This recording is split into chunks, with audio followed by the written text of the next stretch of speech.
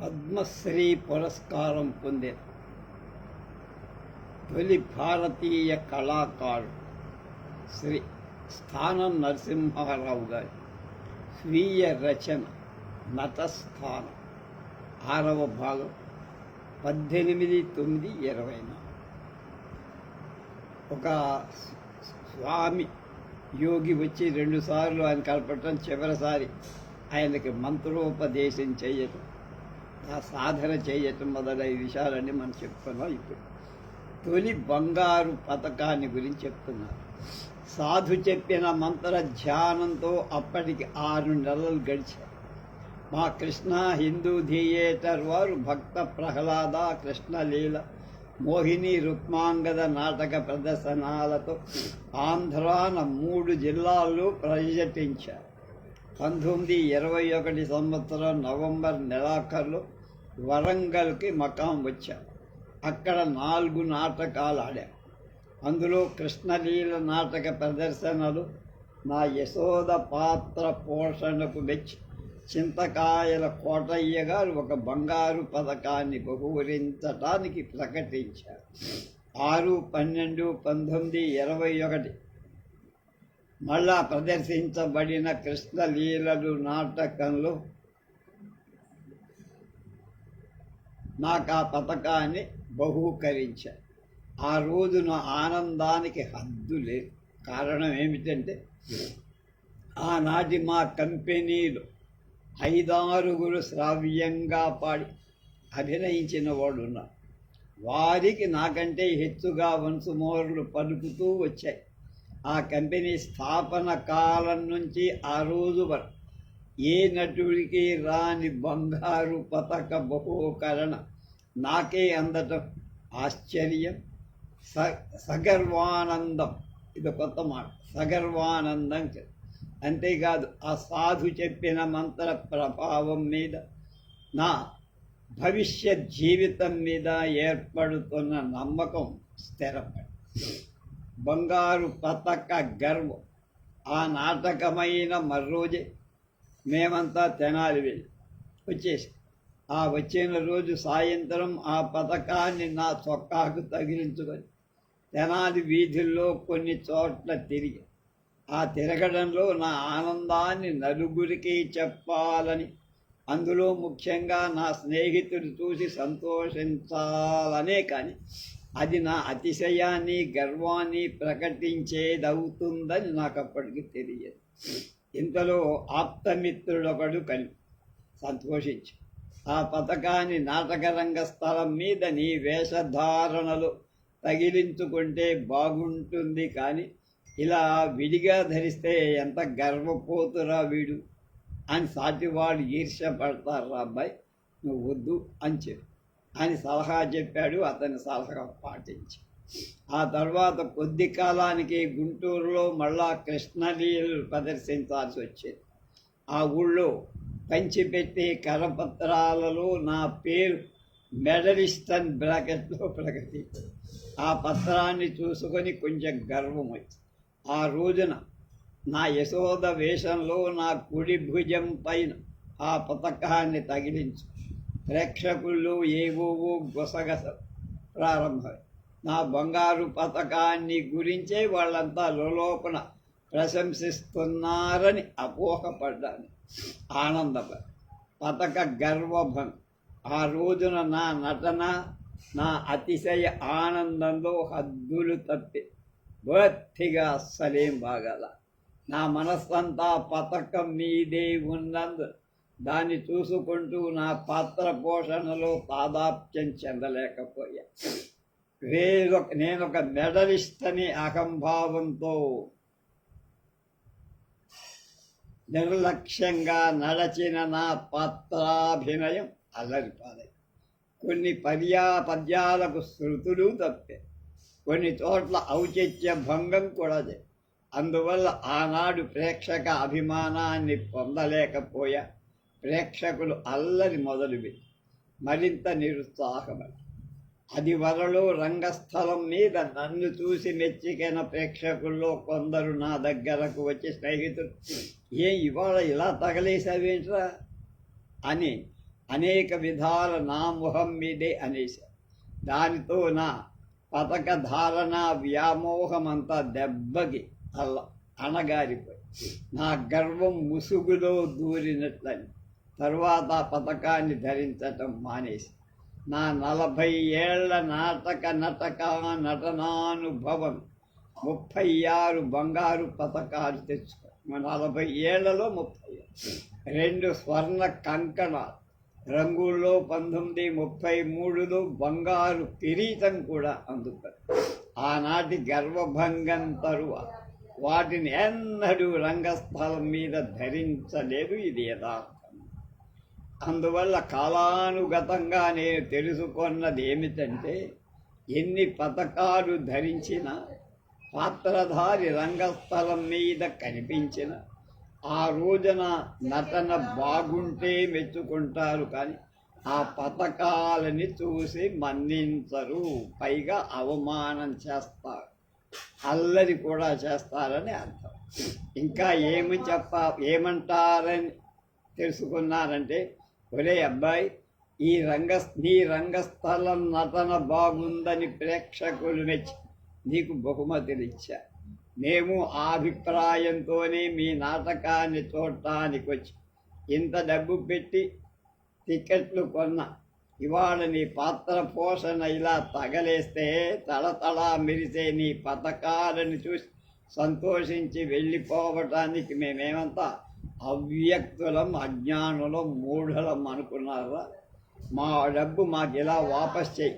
నిన్నటి వరకు నీవు మంచి నటుడివే కావు, ఇవాళ ఏది అనటన చూపించు అన్నట్లు అనిపించి, లేకపోతే నువ్వు మా అల్లరి పాలు తప్పదు అని ఎవరైనా నిలదీసి అడిగితే నా బతుకేం కావాల్సి వస్తుందో అని దూరాలోచన చేసి ఆ పతక ధారణ అభిలాషను నా మనస్సులోంచే ఎత్తవదలపడి నటుడి నిత్య సాధన, నటుని ప్రారంభం రంగస్థలాన అనుక్షణం సాగు బతుకుల్లో ఆసు కండెలాగా తిరగాల్సిందే.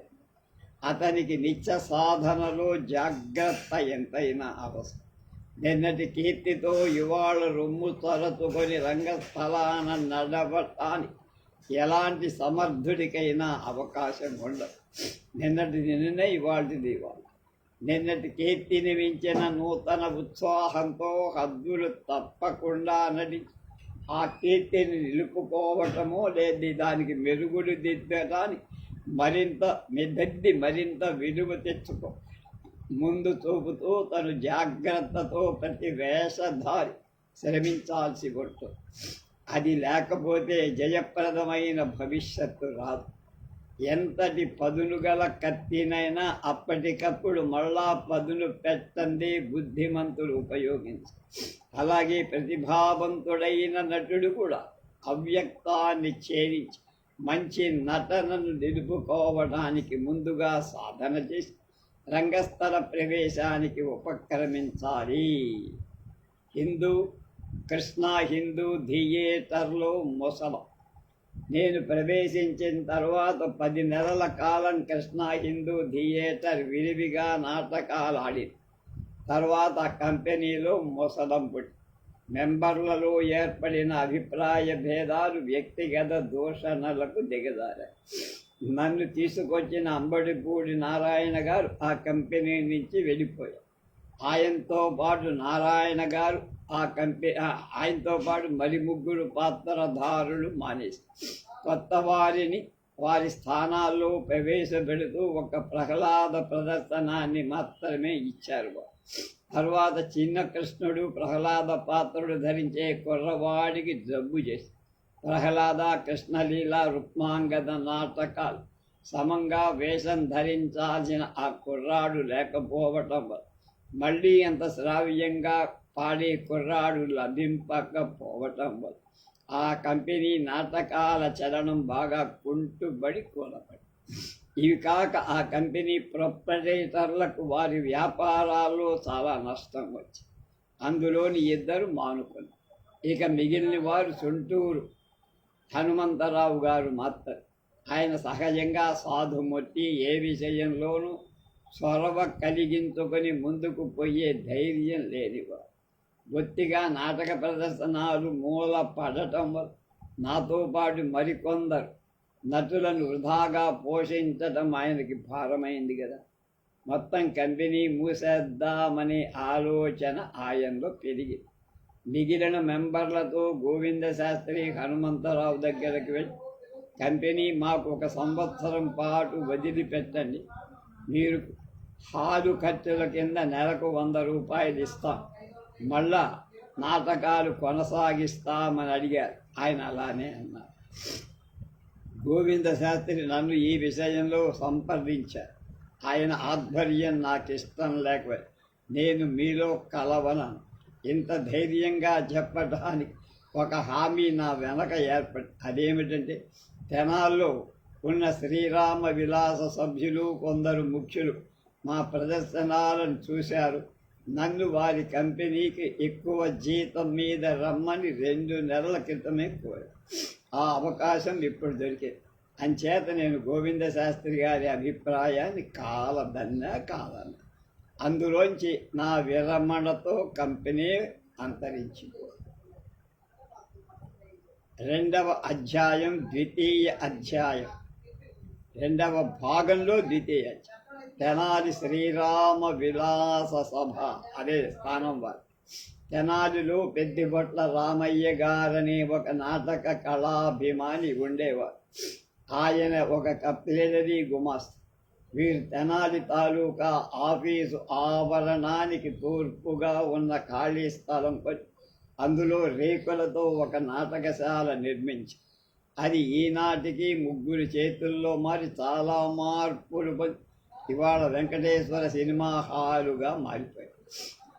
ఆనాడు ఈ నాటకశాలలో రామయ్య గారి పేరుతో శ్రీరామ విలాస సభ స్థాపించబడి కొంతకాలం ఔత్సాహిక నటులతో నాటకాలు ప్రదర్శింపబడి, ఇది నేను తెనాలికి రాకపోవడం. నేను తెనాలి వచ్చాక ఆ నాలును భాగవతుల కుమార రాజగోపాల గారు కొనేశారు.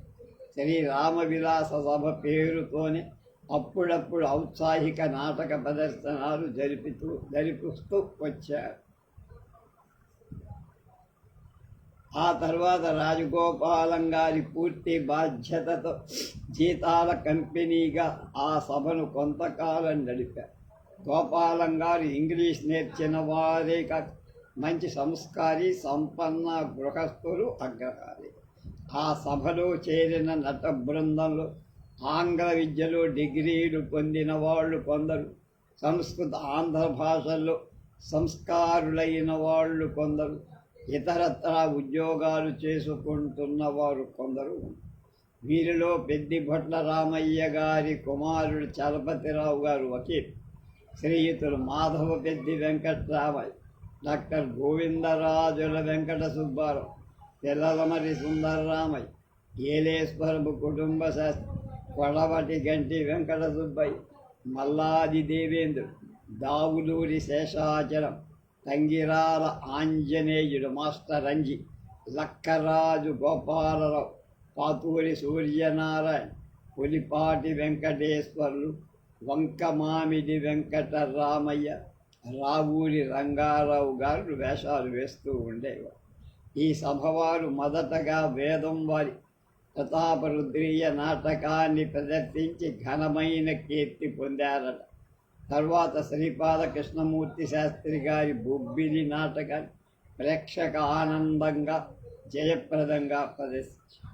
అలాగే తెరలు, సెట్టింగులు, ఎలక్ట్రిక్ లైటింగ్ ఫోకస్లు ఉన్న కృష్ణా హిందూ థియేటర్ వారి ప్రదర్శనల కంటే ఇవేమీ లేకుండా వట్టి మాసిపోయిన చింపి తెరల మధ్య ప్రదర్శింపబడిన ఈ సభవారి నాటకాలే విద్వద్ రసజ్ఞ ప్రేక్షక రంజకంగా ప్రశంసాపాత్రాలు అయ్యాయి. ఇలాంటి ప్రశంసలకు ముఖ్య కారణం ఆ సభ యొక్క కట్టుబాటు, దాన్ని నడిపించే యజమాని భాగవతుల కుమార రాజగోపాలం గారి అకుంఠిత దీక్ష, అందరి నటుల విద్యా సంస్కార శోభితమైన సమైక్య సాధన హెచ్చుగా తోడ్పడు. అంతేకాక ఈ సాధనకు అనుక్షణం నటుల భావ ప్రకటనలోని రసపుష్టికి శోభకు మెరుగులు దిద్దే శ్రీ త్రిపురారి భట్ల వీర రాఘవ స్వామి వారి దర్శకత్వం, దీనికి తోడుగా దేశ కాలానుగతమైన పాత్రల వేషధారణ నిర్ణయించి ఆచరణలో తీర్చిదిద్దిన వజ్జ బాబురావు పెయింటర్ గారి యొక్క ఆహార్య కళ అనుభవం ఈ సభమారి ప్రదర్శనాల ప్రాభవానికి గట్టి పునాదులు. ఈ సభకు తగిన స్త్రీ పాత్రధారి లభించకపోవటంతో స్త్రీ పాత్ర ప్రాధాన్యమైనటువంటి నాటకాలు ఆచరణలోకి తీసుకురాలేక ప్రతాపరుద్రియం బొబ్బిలి నాటకాలనే ఆడి కాలం గడిపారు. ఈ రెంటిలో స్త్రీ పాత్రలకు ప్రాధాన్యత తక్కువ. ఈ రామవిలాస సభ వారు నాతో సంప్రదించాక మరో అగ్రిమెంట్ కుదిరి వారు నాకు 60 రూపాయల నెల జీతం, ఉచితంగా 500 రూపాయలు ఇవ్వటానికి నిర్ణయించారు. అందులో నేను కూడా ప్రధాన స్త్రీ పాత్రగానే పనిచేయటానికి ఒప్పుకున్నా.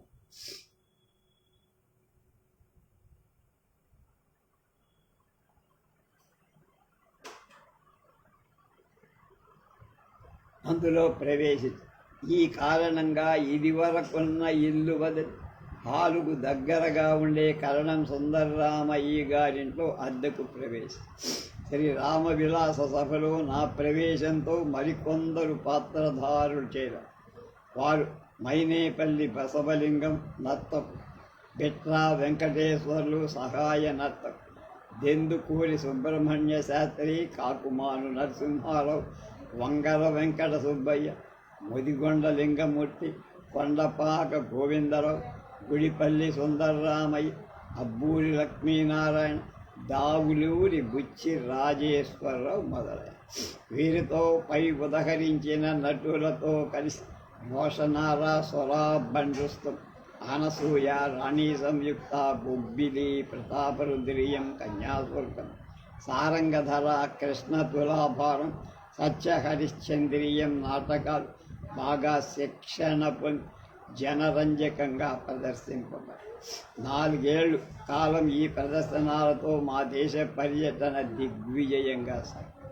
ఇందులో రోషనార నాటకం మాకు ఆర్థిక పుష్టినే కాక కీర్తి ప్రతిష్టలు కూడా బాగా ప్రసాదించాయి.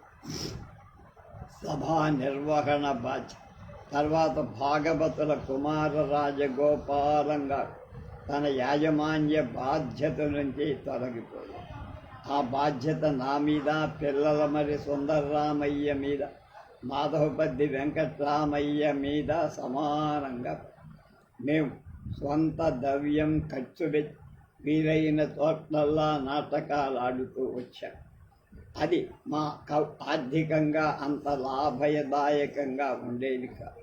కొన్ని చోట్ల నష్టం కూడా వచ్చింది. అందువల్ల క్రమంగా చాలామందిని తగ్గించాల్సి, కొందరు తమంతట తామే మానేసుకుంది. నాటక సంఘం బాగా పలచబడి ఆ తొలగిపోయిన స్థానాలు అవసరార్థం కొత్త వాళ్ళని చేతులు తర్ఫీదులిచ్చి వారితో కొంతకాలం ప్రదర్శనలు చేశారు. ఆ విధంగా కొత్తగా చేర్చుకోబడిన వారిలో చిలకపూడి సీతారామాంజనేయులని, సిఎస్ఆర్ ఆంజనేయులు కొన్నూరు, త్రిపురార భట్ల రామకృష్ణ శాస్త్రి, కస్తూరి నరసింహారావు, త్వరగా పుండరీకాక్షుడు, ఈలపాట కె రఘురామయ్య, ఏఎస్ఆర్ ఆంజనేయులు బాపట్ల, కాకుమాను భూషయ్య, కన్నా కృష్ణయ్య గుంటూరు, మాస్టర్ గోపి, ఆవుల చెంచయ్య చౌదరి, నందిరాజు రాఘవయ్య, నందిరాజు కృష్ణమూర్తి, జొన్నలగడ్డ సీతారామ శాస్త్రి బందరు, గూడవల్లి సత్యం, ముప్పబరపు భీమారావు గుంటూరు, రావూరి శివరామయ్య చౌదరి మొదలైన వారు అవసరార్థం చేరి శిక్షణ పొంది విడిపోతూ ఉండేవారు. గతించిన కాలంలో ఆనాటికి ప్రసిద్ధ నటులుగా ఉన్న హరిప్రసాదరావు గుంటూరు, బెల్లంకొండ సుబ్బారావు నరసరావుపేట్, ఎడబల్లి సూర్యనారాయణ బెజవాడ, తాడిపత్రి రాఘవాచార్యులు బళ్ళారి, పంచాంగం రామానుజాచార్యులు రేపల్లె, నెల్లూరి నాగరాజారావు నెల్లూరు, బందా కనకలింగేశ్వరరావు గారు ఏలూరు, వర్ధమాన కాలంలో అద్దంకి శ్రీరామూర్తి గారు బెదవాడ, గండికోట జోగినాథం గారు కాకినాడ, ఎంవి నరసింహాచార్యులు గారు రాజమండ్రి మొదలైన ప్రసిద్ధ నటులతో కూడా అప్పుడప్పుడు నేను నటిస్తూ ఉండే. వీరందరూ వారి వారి నిర్దిష్ట పాత్రాభినయంతో కొద్దిపాటి తారతమ్య భేదం కీర్తి ప్రతిష్టలు పొందినవారు. వీరిలో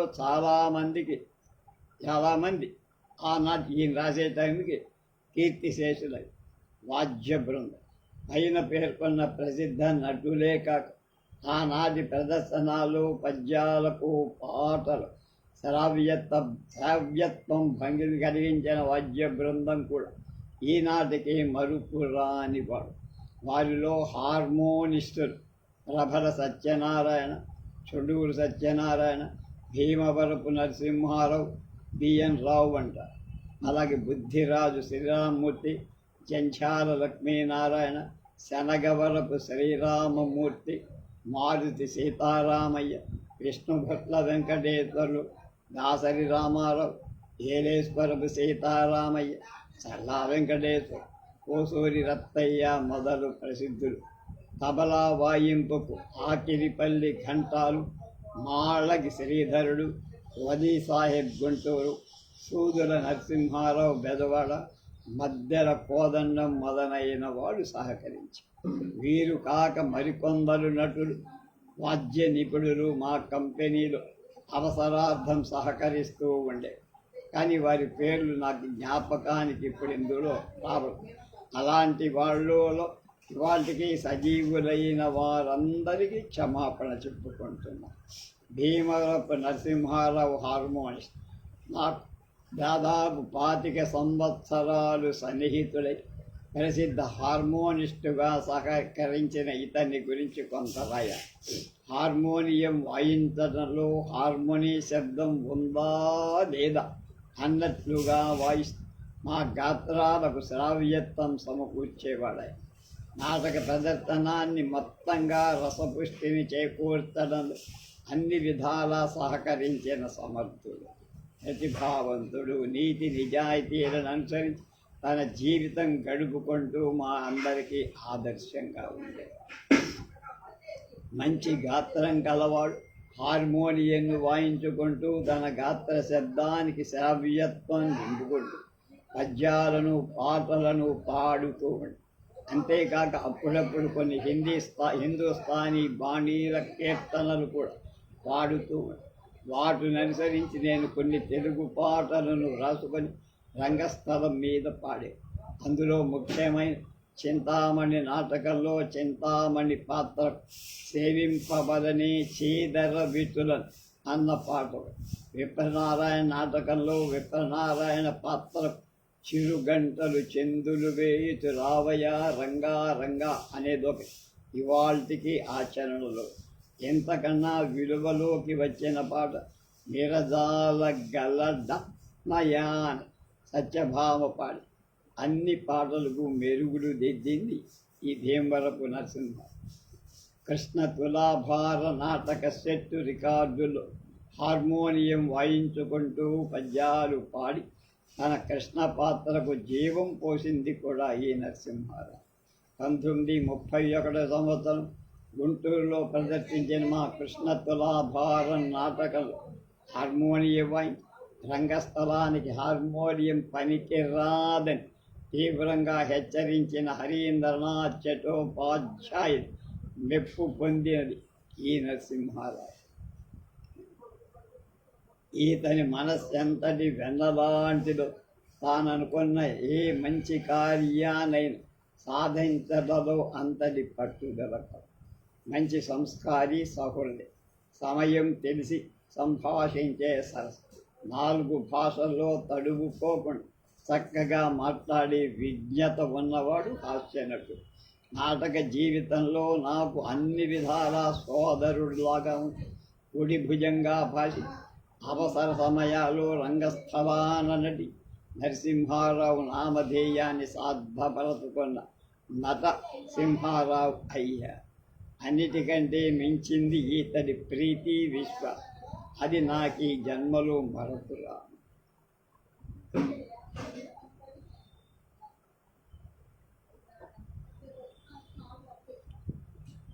ఈదడు నా అనుమతి మీదనే మా కంపెనీ వదిలి మద్రాస్ సినీ రంగంలో అక్కడ చాలా చిత్రాలకు మ్యూజిక్ డైరెక్టర్గా పనిచేసి ఎంతో కీర్తి ప్రతిష్టలు. తర్వాత కొంతకాలానికి ఆ సినిమా రంగం కూడా వదిలి మద్రాసులో ఇవాళ విశ్రాంతిలో ప్రశాంత జీవితం గడుపుతున్న ధన్యజీవి భీమవరపు నర్సి. నేను నటించిన పాత్రలు నా ఆధ్వర్యాన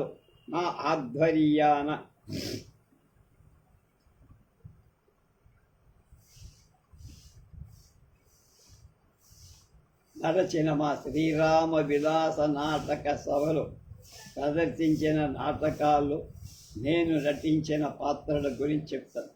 రోషనార నాటకంలో రోషనార, సొహరాబ్ రుస్తుంలో సామీన, రాణి సంయుక్తలో సంయుక్త, అభిజ్ఞాన శాకుంతలంలో శకుంతల, కృష్ణ తులాభారంలో సత్యభామ, విషాద సారంగధరలో చిత్రాంగి, పానుగంటి వారి విప్రనారాయణలో దేవదేవి, కోకిల నాటకంలో కోకిల, బుద్ధిలి నాటకంలో మల్లమ్మ, కన్యాశుల్కంలో మధురవాణి, అనసూయలో అనసూయ, చంద్రగుప్తలో మురాది, చింతామణిలో చింతామణి, వీరాభిమన్యులో సుభద్ర, ఛత్రపతి శివాజీలో సరళ, హరిశ్చంద్రలో చంద్రమతి, కాళిదాసులో విద్యాధరి, చండిక నాటకంలో చండిక మొదలు. తెనాలి శ్రీరామ విలాస సభలో మా శిక్షణ. నేను తెనాలి శ్రీరామ విలాస సభలో ప్రవేశించిన వెంటనే మొదటగా కొప్పరపు సుబ్బారావు గారు రచించిన రోషనార నాటకాన్ని ప్రదర్శించటానికి ఆచరణలోకి తెచ్చాం. అందులో మాధవపెద్ది వెంకట్రామయ్య గారు శివాజీ, పిల్లలమర్రి సుందర్రామయ్య రామ్ సింగ్, నేను రోషనార ప్రధాన పాత్రలు తీసుకొని ఇక పాత్రధారుల వస్తు దుస్తులు ఎవరెవరు ఎలా ఉండాలి, మొఘల్ కాలపు బొమ్మలు ముందుగా చిత్రించి వాటి ప్రకారం వజ్రా బాబురావు దగ్గర దుస్తులు కుట్టించి రిహార్సల్స్ క్రమంగా జరిపాం. ప్రతి చిన్న విషయంలో తగినంత శ్రద్ధ తీసుకొని త్రిపురార భట్ల వీరరాఘవ స్వామి గారు దర్శకత్వం చేశారు.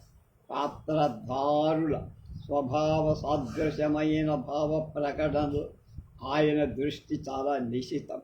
అనవసరంగా మెడ తిప్పినా, చేతులు చాచిన, కాళ్ళు కదిపిన ఆయన విమర్శ మా స్వేచ్ఛకు బంధాలు పడుతున్నట్టు అయిన శ్రద్ధాసక్తులతో భక్తితో అభ్యసిస్తూ ఆయన దర్శకత్వం ఎలాంటి నిర్మోహమాటమైన సహజత్వాన్ని ఔచిత్యాన్ని వ్యక్తం చేసేదో మచ్చుకు 1-2 విషయాలు వివరిస్తానంటున్నారు. రిహార్సల్స్లో చేసే నా అభినయంలో రంగస్థల ప్రవేశం విషయమై ఒక మీమాంస జరిగింది. అదేమిటంటే, వెనక నేను బాపట్ల కంపెనీలో రోషనారగా నటించినప్పుడు రంగస్థలాన నా మొదటి ప్రవేశం ఒక టీవీ వయ్యారంగా కొంచెం కులుపు నడతతో సాగింది. అప్పుడు ప్రేక్షకులు కరతాళ ధ్వనులు చేశారు.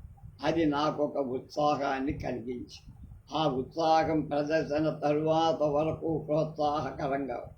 ఇప్పుడు దానికి విరుద్ధంగా నేను ప్రవేశించాల్సి వచ్చింది. అది ఏమిటంటే, ఆ నాటకంలో దక్కన్ రాజ్యాధికారి అయిన ఔరంగజేబు పుత్రుడు ముఅజ్జిమ్ ఎక్కి తిరిగే పల్లకి ఒకటి మహారాష్ట్ర రాజ్యంలో ప్రవేశించగా దాన్ని మహారాష్ట్ర వేగుల వారు పట్టుకొని శివాజీకి తెలియచేస్తారు. అందులో ముఅజ్జిమే ఉంటాడనే ఉద్దేశంతో శివాజీ తన అంతఃపురానికి తీసుకొని రమ్మని భటులకు ఆజ్ఞాపిస్తారు. వాళ్ళ పల్లకీని శివాజీ అంతఃపురానికి చేరుస్తారు. అది ఆ నాటకంలో నా రంగస్థల ప్రవేశానికి ముందు నడిచిన రంగంలోని కథ. ఇప్పుడు ఆ పల్లకి మాత్రం రంగస్థలాన కనిపించదు, కానీ ఒక సైడ్ వింగ్లో ఉన్నట్లుగా భావనతో శివాజీ ప్రవేశించి పల్లకీలో ఉన్న ఓ వ్యక్తి, మీరు మో ఆజిమ్ అని ఎరుగుదును, మీ గౌరవ రక్షణకై అభయమిస్తున్నా, నిర్భయంగా బయటికి రండి అంట. అప్పుడు ఆ సైడ్ వింగ్లోంచి రోషనారా వస్తుంది. ఈ రావడం స్వామి గారు చెప్పినట్లుగా పల్లకిలోంచి వంగి లేచినట్లుగా రావాలి. అదే సబబని నా అంతరాత్మ చెబుతున్నా. ఈ విధంగా వస్తే వెనక బాపట్ల కంపెనీలో నా ప్రవేశానికి లభించిన ప్రేక్షకామోదం రాదని నా అనుమానం. అందుచేత స్వామి గారు చెప్పినట్టుగానే ప్రవేశించను అన్నా. అందరిలో నేను ఆ విధంగా ఆయన మాటను కాదనడం స్వామి గారికి మరింత పట్టుదల పెరిగింది. దీని తీర్పు ప్రొప్రైటర్ దాకా నా అభిప్రాయాన్ని చెప్పారు. ప్రొప్రైటర్ కొంత మెత్తబడ్డాడు. స్వామి గారు ఇలా అన్నారప్పుడు, నేను చెప్పినట్లుగా రోషనార ప్రవేశించకపోతే శివాజీకున్న ఆ విధమైన పిలుపు వాక్యాన్నే తీసేద్దాం. అంతకు ముందున్న రంగంలో ఆ పల్లకి ప్రసక్తి కూడా తీసేద్దాం. అది కాక శివాజీకి బద్ధ విరోధి అయిన ఔరంగజేబు సోదరి రోషనారా పల్లకిలో కాకుండా ఆ నాటకంలో మరో విధంగా రావడం సమర్థనీయం కాదు అని గట్టిగా చెప్పారు త్రిపురారి భట్ల వీరరాఘవ స్వామి. నాకు మరో వ్యతిరేకమైన అభిప్రాయం రాల. అలాగే అనుసరించా ప్రదర్శన. నా రంగ ప్రదేశంలో శివాజీ తాను ఒకరిని ఊహిస్తే దానికి మరొకరు రావటంతో అవేశధారి ప్రకటించిన ఆశ్చర్య అభినయంలో నా ప్రవేశానికి ప్రేక్షక ఆకర్షణ పోయి కొంత నిరుత్సాహం పొంది తర్వాత క్రమంగా కోలుకొని నా పాత్రాభినయంలో చొరబడి. ఇందువల్ల నేను తెలుసుకున్నది ఏమిటంటే, పాత్రాల ప్రవేశ నిష్క్రమణాలు ఆ నాటక కథాగమనానుసారంగా అభినయ రీతులు ఉండాలి. అవి సమయ సందర్భోచితంగా కూడా ఉండాలని తెలుసుకున్నా. అంతేకాదు, ఈ నటులెవ్వరూ ప్రేక్షకుల మెప్పుకే ఎదురు చూస్తూ నటించకూడదు. వాళ్ళ మెప్పు రానప్పుడు తాను నిరుత్సాహంతో కుంగిపోకూడదు. ఎప్పుడూ ఏదో ఒక భావానికే కట్టుబడి దాన్ని ప్రకటించకూడదని, క్షణక్షణానికి పరివర్తన చెందే లోక భావాలను అన్వేషిస్తూ వాటిని ఆచరణలో పెట్టుకుని నూతనత్వాన్ని అందిస్తూ నటించాలని తెలుసు. తరువాత క్రమేణా జరిగిన నా నాటక నటనకు చేసిన సాధనలో స్వామి గారి దర్శకత్వంలోని హితమే నాలో పాదుకుపోయి అది ప్రతి ప్రదర్శనలో ఏదో ఒక కొత్త భావ ప్రకటనకే దోహదం. నిన్న చూసిన ప్రేక్షకుల్లో కొందరికి ఇవాళ చూసిన భావం కొత్తగా కనపడి ఆనందపరిచేదిగా కూడా అవుతూ ఉంది. ఇక శివాజీ పాత్రాభినయం గురించి స్వామి గారు సరిదిద్దిన విషయం ఒకటి చెప్తా. శివాజీ రంగస్థల ప్రథమ ప్రవేశంలో తన మంత్రి అయిన మోరోపంతుతో చెప్పే భావం గల ఒక పద్యం. అదేమిటి? సమరక్ష్మాస్థలి ఒక్క చేయి తెగిన జ్వాజ్వల్యమానాతి భీద మహోశౌర్య పరాక్రమం చేతంబించి వేరొండు హస్తమునన్ ఖడ్గముదాల్చి జీవముల యాసల్వే పోరాడు వీర మహారాష్ట్రుల ఖ్యాత కృత్యముల ఔరంగజేబెరుంగండుకోవన్. ఈ పద్యాన్ని శివాజీ పాత్రధారి చదివి మోరోపన్ పాత్రధారిపై రౌద్రాన్ని ప్రకటించారు. దీనికి స్వామి గారు తప్పు పట్టారు. ఏమిటా తప్పు అంటే, ఈ నాటకంలో శివాజీ పాత్ర ఉదాత్త గంభీర భావ పోషిత. దాన్ని ప్రకటించేటప్పుడు ఆ భావ లక్షణాలు ప్రస్ఫుటంగా రావాలబ్బాయి.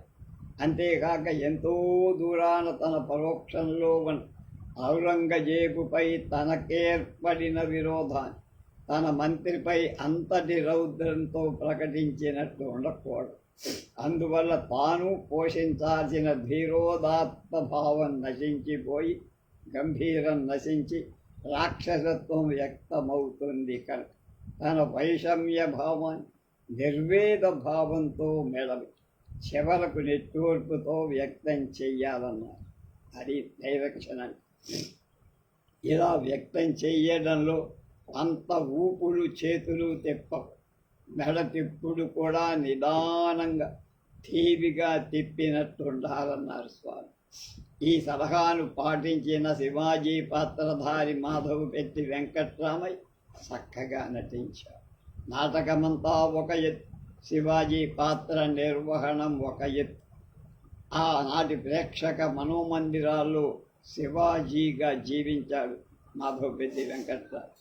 నేను రోషనారగా శివాజీ దగ్గర శృంగార భావాలను ప్రకటించేటప్పుడు అతి కులుకొత ఒక పణ్యస్త్రీలాగా నటించకూడదన్న స్వామిగా. అలా ఒళ్ళు విరుచుకుంటూ హద్దు మీరిన ఉయ్యారపు హొయ్యలు ఉండకు. ఉదాత్తమైన భావాలతో అంతఃపురంలో పెరిగిన ఒక రాచకన్యల మసలాల ప్రతి అడుగులో ప్రతి కదలికలో చూపు ఊపులో మాటల సొంపులు నిదానం వ్యంగ్యం భావఠీవి ఉట్టిపడేట్లుగా స్వామివారి శిక్షణలో నేను నేర్చుకున్నారని ఎంతో వినయంగా చెప్పారు స్థానంలో. నేర్చుకొని వాటినే ప్రదర్శించడానికి ప్రతి ప్రదర్శనలో ప్రయత్నించి నా ప్రయత్నం కొన్ని చోట్ల భాషించింది, కొన్ని చోట్ల అభాషించి. కారణం స్వామిగారి భావాలను మాటి మాటికి 100 పాళ్ళు ఆచరణలో పెట్టజాలని నా తపశక్తి లోపమే అయి ఉంటుంది. ఆ శక్తి పరిపుష్టి పొందటానికి నాకు ఈ జన్మ చాలదేమో అని నిట్టూరుస్తూ ఇవాళకి నేను నట విద్యార్థిగానే మిగిలిపోయానంటారు స్వామిగారు. మా ఇద్దరినే కాక పాత్రధారులందరినీ చక్కగా సరిదిద్దారు. ఇందువల్ల వారి వారి పాత్రల తత్వాలను అనుసరించి భావ ప్రకటనలు వాళ్ళంతా మెరుగులు పొందారు. నీచ పాత్ర పోషణ విషయంలో నటులు మరింత నీచత్వాన్ని తమ అభినయాన్ని దిగజారనీయకండి. అందులో కొంత ఘనతను హుందాతనాన్ని పోషించే శ్రద్ధ వహించాలని కూడా వాళ్ళకి మనిషి అయి జన్మించిన ప్రతి వ్యక్తి కావాలని నీచ భావాలను కారుజార్చ వాటిలో ఏ దుస్వార్థం ప్రబల కారణం వల్ల లేక పరిసర పరిస్థితుల ఒత్తిడి వల్ల ఆప్తుల నిర్బంధాన్ని ఎదుర్కోలేని అసమర్థత వల్లను సహవాస దోషం వల్లను తాను అలా ఆ నీచ స్థితికి దిగజారాల్చి వచ్చినట్లుగా ప్రకటిస్తే అతడి పాత్ర పోషణ ఒకంత జనాదరణం అన్న. అలాగే కొన్ని వందల సలహాలు చెప్పి వాటిని మా చేత ఆచరణలో పెట్టించట అన్ని విధాల శ్రద్ధ వహించారు శ్రీ త్రిపురార భట్ల వీరరాఘవ స్వామి. అలాగే మేమందరం కూడా అనుసరించి స్వామిగారి దర్శకత్వంలో నేను నేర్చుకొని నటించిన పాత్ర పోషణలు ప్రత్యేకించి ప్రతిసారి విధిగా వంశమో తెచ్చుకున్న పద్యాలలో ముఖ్యమైన విరోషనారా చదివి మంత్రిని మొగల సామ్రాజ్యము నెల్ల హరించి నీకిప్పుడు అర్పించుదా అనే పద్యం. సత్యభామ చదివే ఇక నీ గీచిన గీటు దాట అనే పద్యం. చిత్రాంగి చదివే నా మాట వేదమంతముగాక నడిపించు భవుని యాదరమింతే తలపద వలది అనే పద్యం అశేష ప్రేక్షకాభిమానం అయ్యింది. ఈనాటికి ఈ పాత్రధారులకు వరబడి అనుకరణీయాలై. ఈ విషయంలో చివరకు ఒక మాట అంటూ ఆంధ్రేతర దేశాలు నాకేమైనా పేరు ప్రతిష్టలు వచ్చాయంటే వాటికి మూల కారణం శ్రీ త్రిపురార భట్ల వీరభద్రస్వామి గారు. వీర రాఘవస్వామిగా నాకిచ్చిన శిక్షణ ప్రభావమే తప్ప నా ప్రతిభ ఏం లేదని ఎంత వినయంగా చెప్పి ఆ మహావ్యక్తికి ఇవాళకి నేను 2 చేతులు కృతజ్ఞత నమస్కరిస్తున్నా. మహమ్మదీయుల ఆటంకం మేము ప్రదర్శించిన నాటకాల్లో బాగా పేరు తెచ్చిన ఎన్నిక అంటారాయన పేరు తెచ్చిన రోషనార నాటకం మహమ్మదీయులకు మనస్తాపము అవమాన బాధ కలిగి ఈ నాటక ప్రదర్శనం దేశ స్వాతంత్ర సంపాదన ఉద్యమ కాలం ఆనాటి పరిస్థితులను అనుసరించి మా ప్రదర్శనలన్నిటికంటే హెచ్చుగా ప్రేక్షకులు ఆదరించి ఈ ఆకర్షణ ఆంధ్రేతరులైన మహమ్మదీయులు ఒక అలజడిని కలిగి ఈ అలజడిని మా నాటకం మీద క్రోధ ద్వేషాలు కుంపించటం మతాభిమానం గల మహమ్మదీయుల్లో కొందరు అక్కడక్కడ సభలు పెట్టి ఏకగ్రీవమైన నిర్ధారణతో మా ప్రదర్శనాన్ని ఆపించటానికి ప్రయత్నించారు. వారి క్రోధ ద్వేషాలలో ప్రధాన కారణం ఏమిటంటే ఒక మొఘల్ రాజస్త్రీ, అందులో ఔరంగజేబు చక్రవర్తి సోదరి రోషనార్ ఎక్కడా గతి లేక ఒక హిందువును వరించడం ప్రగాఢ మతాభిమానం గల మహమ్మదీయులు కొందరికి అవమానకరమై బాధకరం. వాళ్ళంతా కలిసి తక్షణం ఈ ప్రదర్శనాన్ని ఆపించాలని, లేకపోతే కొట్లాటలు జరుగుతాయని గుంటూరు, కృష్ణా జిల్లా కలెక్టర్లకు అప్పీల్ చేశారు. దీని ఫలితంగా నరసరావుపేటలో ప్రకటించబడిన ఈ నాటకం కలెక్టర్ ఆర్డర్ వల్ల ఆగిపోయింది. ఈ అలజడి పశ్చిమ గోదావరి జిల్లాకు కూడా పాకి దాని పర్యవసానంగా ఏలూరులో నాటకం అయింది. ఈ నాటకంలో మహమ్మదీయ మతాన్ని నిందించేది అవమానించేది కానీ ఏమీ లేదని మా సంఘం తరపున మేము కలెక్టర్లకు సంజాయిషీ పెట్టాం. దానిపై అటు మహమ్మదీయ పెద్దలను, మా పెద్దలను పశ్చిమ గోదావరి జిల్లా కలెక్టర్ పిలిపించి విచారణ జరిగింది. ఈ విచారణలో పిఠాపురం నుంచి ఉమ్రాలీ షా కవి గారు కూడా వచ్చారు. ఆయన ఒక పీఠం ఉందాకుని పీఠాపురం. ఇందులో మత సంబంధమైన నింద ఏం లేదు.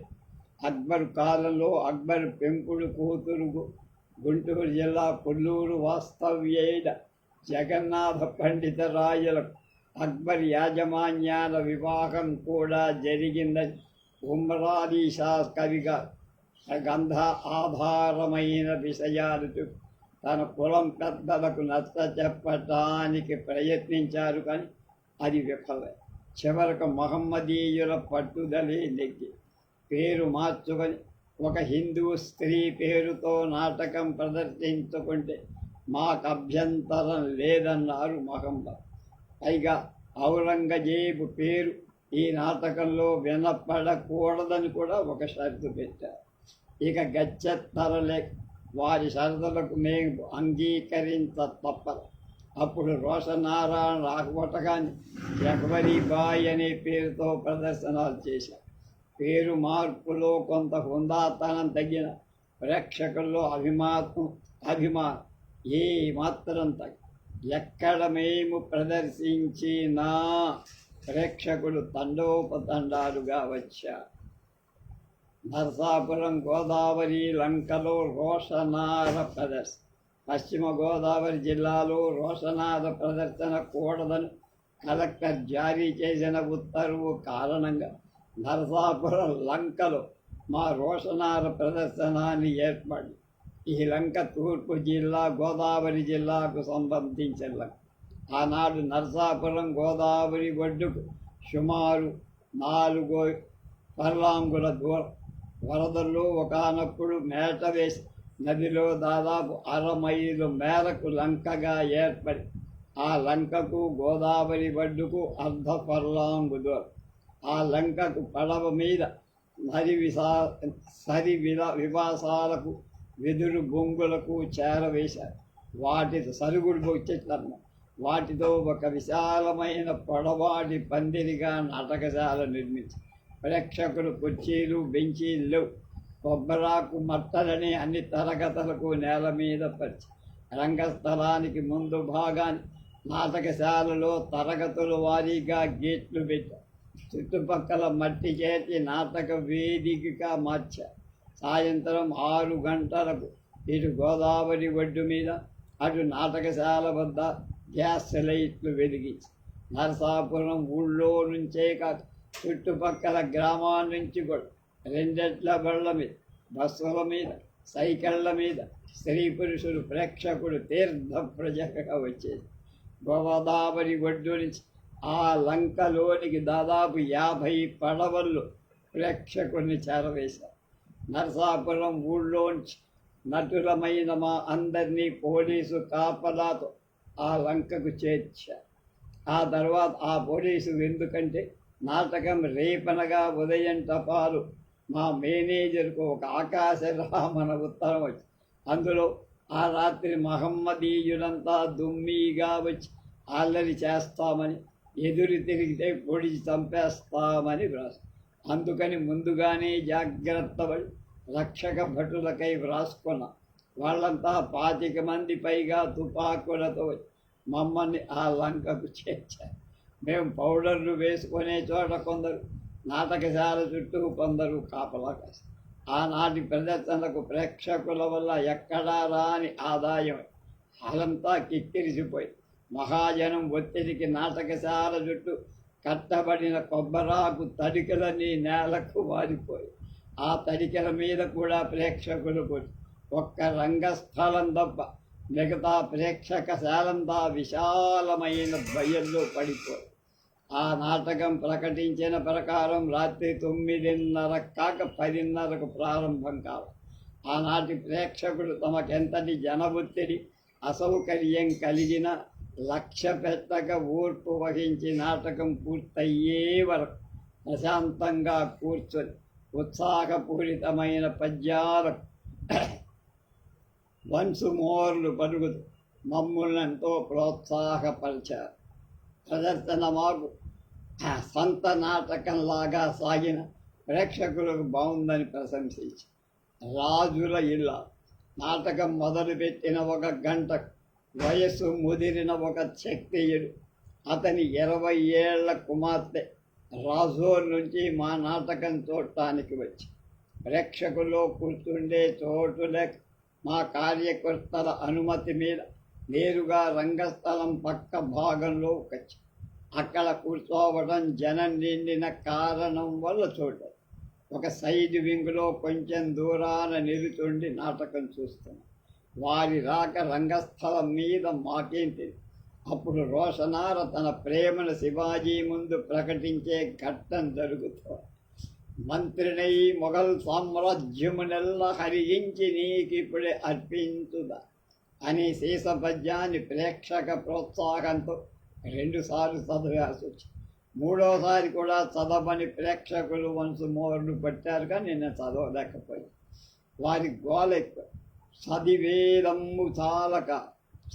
దమ్ము కూడా చాలక ప్రేక్షకులకు నన్ను మన్నించమన్నట్టుగా ఒక నమస్కారం చేస్తూ దాని భావాన్ని శివాజీ వైపుగా మళ్ళించి వాళ్ళు నా స్థితి గమనించి దయచేసి నన్ను మన్నించి అంటే 3వసారి పాడకు. వన్స్ మోర్ అంటే చదివిన భావాన్ని మార్చి కొత్త భావనతో ప్రకటనతో చదివిన పద్యం అంతమంది ప్రేక్షకులనైనా ఆనందపరచింది. కానీ శివాజీని మాత్రం నా పట్ల సుముఖపరచలేకపోయి అతడు మాతృభావాన రోషనార ప్రేమను తిరస్కరించాడు. నిరాగ దానికి కెన్నురాలైన రోషనార లోపలికి వచ్చి ఆ రాజుల అమ్మాయి తన తండ్రితో నా దగ్గరకు వచ్చేసి నన్ను ఆపాద మస్తకం చూసి కనుబొమ్మలు చెట్టి అక్క అలా కాదన్న ఆ సాయిబు కాళ్ళ మీద పడి అంతగా బతిమాలుతావి అని పలక నాకు ఆశ్చర్యం వేసి శివాజీని సాహెబ్ అనడంలో అతనికి గడ్డం ఉన్న కారణంగా అలా అనుకొని ఉండొచ్చు. కానీ నన్ను అక్క అని సంబోధించడంలో అమాయకత్వం వేషంలో మరీ పరుగుపడి ఉన్న నన్ను ఒక విధంగా సంతోషపడి నేను పడకుండా ప్రియుని ప్రేమను ఆశించే ప్రేమ గల ఎలాంటి స్త్రీ అయినా అంతకంటే ఎక్కువగానే ప్రాధేయపడుతుంది అన్న. అలా బుద్ధి చెప్పండి అన్నాడు పక్కనున్న ఆ తండ్రి. నేను బుద్ధి చెప్పడం ఏమిటి అని అడిగా. ఈ అమ్మాయి నాకు ఒక్కతే కూతురు, పెంకిదండి, రాజుల కులం.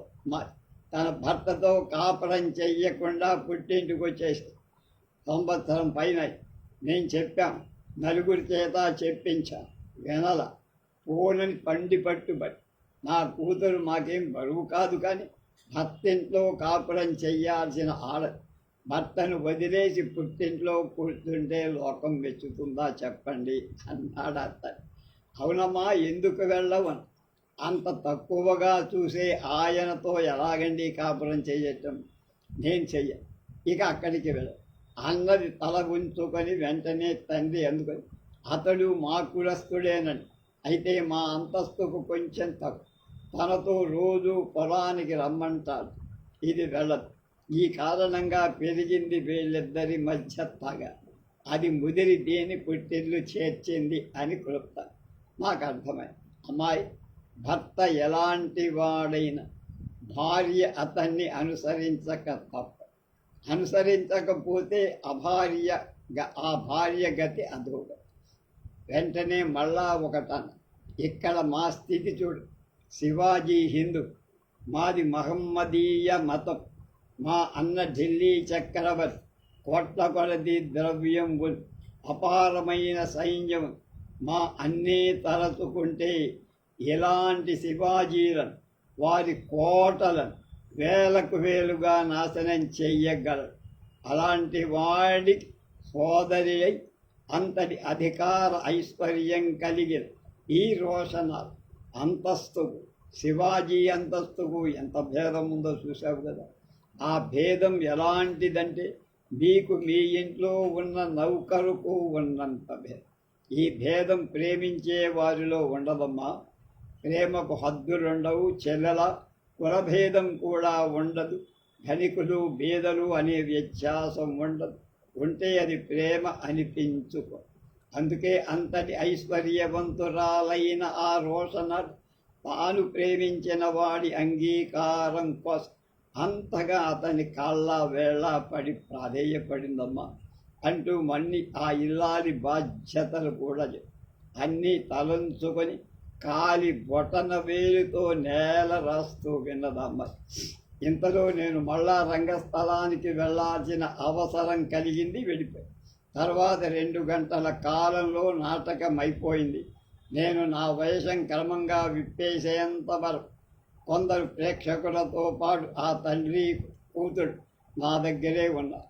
అన్నీ విప్పేశాక నా తల విగ్గు కూడా లాగేసి గ్రాఫిక్తో నా నిజ రూపం బయట, నా సహజ స్థితి తెలుసుకొని ఆ అమ్మాయి ఆశ్చర్యంలో ముక్కున వేలుంచుకొని ఆ దృశ్యం ఈనాటికి నాకు జ్ఞాపకంగా మసక మెదులుతోంది. ఆ తర్వాత 1 నెలకు ఆ తండ్రి నాకు జాబు రాశారు.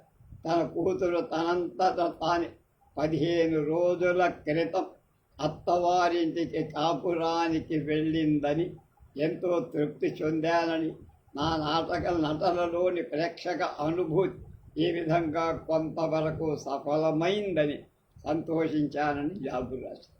రేపు నటకావతంస బిరుదు స్థానం వారికి ఎలా వచ్చిందో రేపు తెలుసు.